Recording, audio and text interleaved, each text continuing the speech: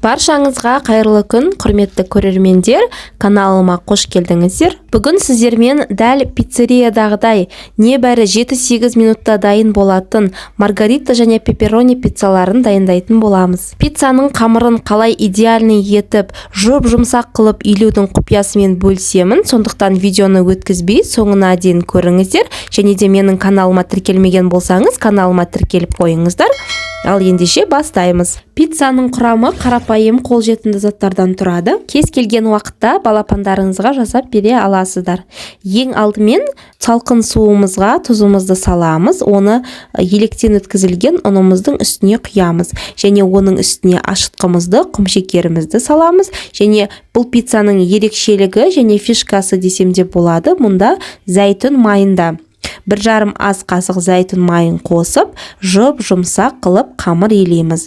Достар, зәйтүн майы мен күнбағыс майын екеуін алмастырмаңыздар. Зәйтүн майы пиццаға ерекше дәм және де өте жұмсақ қылып береді. Сондықтан барынша зәйтүн майын қолданғандарыңыз абзалырақ. Ешқандай да іртік қалдырмай, әдемілеп иіліп болғаннан кейін пиццамыздың қамырын бетін жауып көтерілгенше қойып қоямыз. Көтерілгеннен кейін бұл пиццаның қамырын бөліктерге бөлеміз. Мен әрқашанда таразымен жұмыс жасағанда жақсы көремін, сол үшін бәрін бірдей бөліктерге бөлемін. Әр қайсысын 200 граммнан алдым. Сіздер одан да үлкен қылып 2 пиццаның қамырын шығарсаңыздар болады. Құрметті достар, бұл пиццаға қанша грамм ұн, қанша грамм ашытқы кететін барлығын мен видеоның астында описание бөлімінде жазып қалдырамын. Сол жақтан қарап жасай берсеңіздер болады. Және де бұл құрамды сіздер 2 есе үлкейтіп, 3 есе үлкейтіп жасап, морозильниктеріңізге сақтап қойсаңыздар болады. Кез келген уақытта шығарып, жасап дайындай бересіздер. Мінекей біз әр бөліктерге бөліп алдық. Енді осыны әр қайсысын зәйтүн майымен майлап, осылайнан бетін жауып, тағы да көтерілгенше күтеміз. Зәйтүн майымен майланған қамыр өте жұмсақ болып шығады. Осы қамырымызды алып, үстелдің үстіне кішкене ғана ұнымызды себелей отырып, қамырымызды жұқа етіп жаямыз. Достар, пиццаның қамырын барынша жұқа етіп жайыңыздар. Оның құрамында ашытқы болғандықтан, ол пешке салғаннан кейін көтеріліп көпсейді, сол үшін жұқа болған жақсы. Мен бұл пиццада кетчуппен жасадым. Келесі видеода мен сіздерге оригинал соуспен жасап көрсетемін. Менің уақытым өте тығыз болғандықтан кетчуппен әзірлей салдым. Ең бастысы халал, құрамы таза кетчуп болса, ешқандай да қорықпай балаларыңызға әзірлей беріңіздер. Мінекей қамырдың ең астына кетчупты жақтым, оның үстіне ірімшігімізді саламыз. Менде ірімшік, эмир моцарелла ірімшігі өте жақсы ірімшік болып табылады бұл.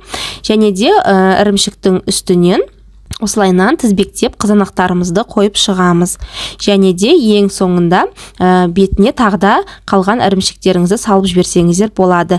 Я болмаса ірімшіктерді қызанақтың астына барын толтырып салсаңыздар да болады. Әркімнің өзінің таңдауы. Және де достар, бұл пиццаны сіздер 7 минуттан артық ұстамаңыздар. Егер 7 минуттан артық ұстасаңыздар, ірімшіктеріңіз күйіп, қамырларыңыз қатты болып қалады, нан сияқты. Сол үшін максимум 7-8 минут пісіп шығады.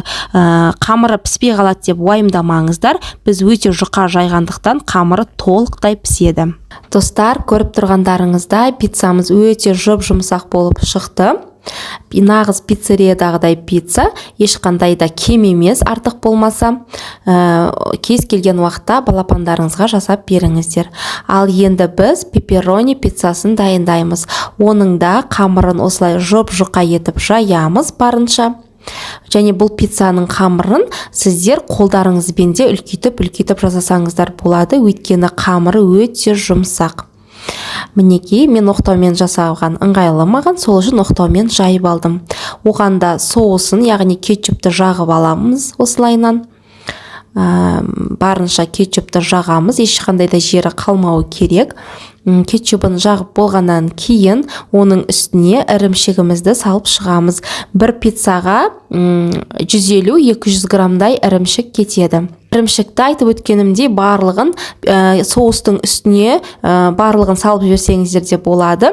Я болмаса мен құсап 2 бөліп салсаңыздар да болады. Әркімнің өзінің таңдауы.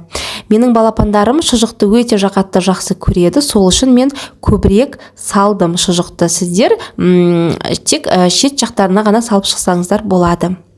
Мінекей осыны енді біз 180 градуста 7-8 минутта пісіп шығады. Әркімнің пешінің қызуы әртүрлі, сол үшін пештеріңізге қарайлап тұрыңыздар, бірақ 7-8 минуттан артық ұстамаңыздар. Пепперони пиццамыз да дайын болып шықты. Көріп тұрғандарыңыздай өте жұмсақ, әдемі болып шықты. Құрметті достар, мен сіздерге барынша пайдалы болдым деген үміттемін. Менің каналыма тіркелмеген болсаңыз, қазақша каналдың дамуына өз үлестеріңізді қосып, каналыма тіркеліп алыңыздар. Баршаларыңызға ас болсын, сау болыңыздар.